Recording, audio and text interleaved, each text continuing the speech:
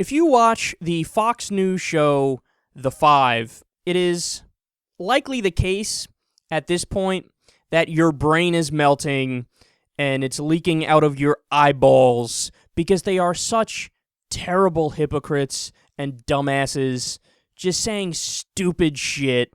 So listen to them go back and forth on the issue of Crimea.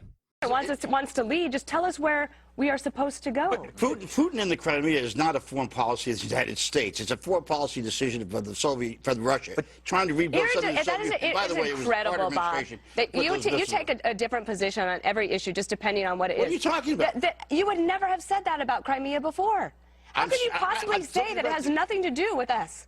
No, I didn't say that. With the international community, do you believe there's no international rule of law? Nothing you can do about it. And you're not Everybody even shoots their mouth off about it, have no idea what they're talking about. That's baloney. Well, then what would they do? What would Condi Rice do to get Crimea back? Did you not read anything that was written over the weekend? I spent my whole time reading about this stuff so I could talk about it here. So she has an answer. Does she have an answer? Of course she does. She has suggestions. Bob, I know. Deep breath. Okay, here we go. Deep breath. Here we go. Think of Jasper. I don't understand it. The only legitimate way to get this stopped is to use military action of some kind. That's the only way. No, that's not the case. No, you don't have we can't talk them out of it. We've created a grad student climate where we have retreated from the world, which allows this to happen, and it is too late. Bob, in a way, you're right. It might be too late, but it wouldn't have been too late if you had a leader that didn't ascribe to this. You know what? Let's work on ourselves. Let's work on the United States. And it's not. We retreated from the world. If we made these promises to Ukraine because they believed in us, and we're not there. Or how about the rebels in Syria? All right. We could make a list. Venezuela. Where else? You want to go around the world?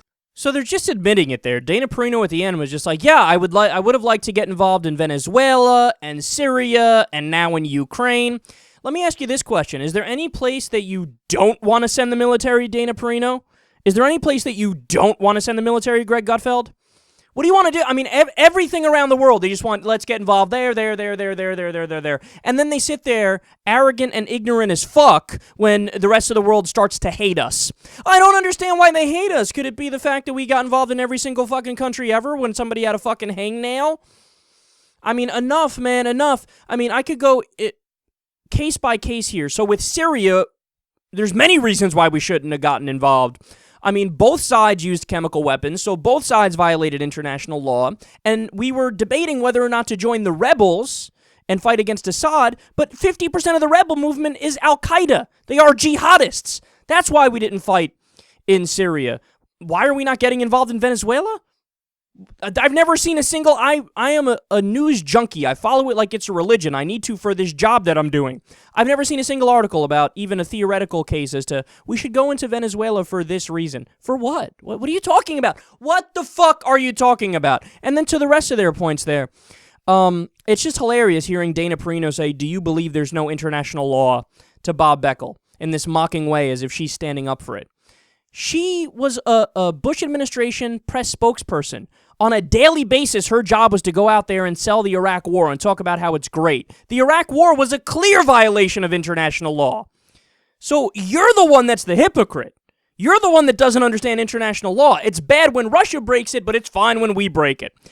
And I like how Gutfeld and Perino were just like, well, just take back Crimea. What's the problem? Just take it back.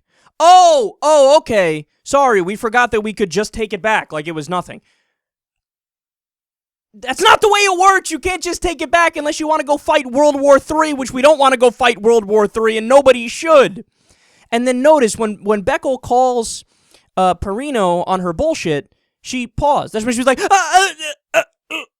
because he's like, what do you want to do? Explain what your policy is. Bob! And then she couldn't say anything because she doesn't have a fucking answer. I read all these things and stuff. All right, well then explain what policy makes sense to get back Crimea and to try to quell the situation. Crickets. Fucking crickets all over the place. And then finally, Greg Gutfeld, in a classic Greg Gutfeld move. How dare Obama retreat from the world and want to work on ourselves? Yeah, what a horrible idea, man. How dare we want to work on ourselves? It's not like we have healthcare problems in the U.S. or we have poverty problems in the U.S. or we have infrastructure problems in the U.S. or a wealth gap that's tremendous or anything like that. No, everything here is perfect, so let's focus on other places. Nobody would agree with that, you dipshit. And furthermore, we haven't even retreated from the world. That's the stupidest fucking thing I ever heard. We're still in Afghanistan. We still have 900 military bases all around the world. I mean, they just tried to get a deal passed to continue the war in Afghanistan for another 10 years. Meanwhile, only 17% of the public wants to stay there, but the Obama administration said, let's stay there another 10 years. Does that sound like they're retreating from the world? That's the opposite of retreating from the world. What would not be retreating from the world? Nope, Greg Gutfeld says we needed to stay in Afghanistan for another 30 years, and then he wouldn't have made the comment about retreating from the world. The Five is just one of the dumbest shows on television.